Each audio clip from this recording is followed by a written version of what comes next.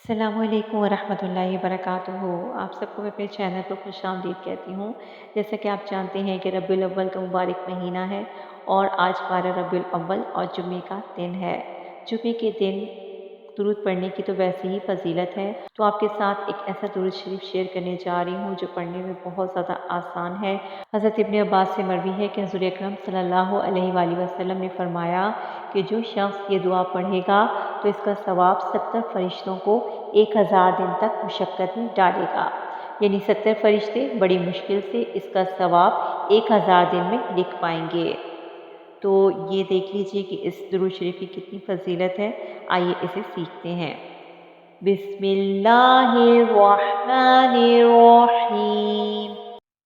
जज़ल्लाहु जज़ल्लाहु अन्ना अन्ना Muhammadan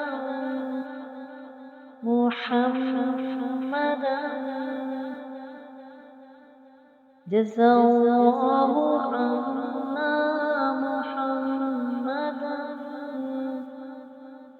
सल्लल्लाहु सल्लल्लाहु अलैहि वसल्लम अलैहि वसल्लम मा हुवा मा हुवा अहलुहु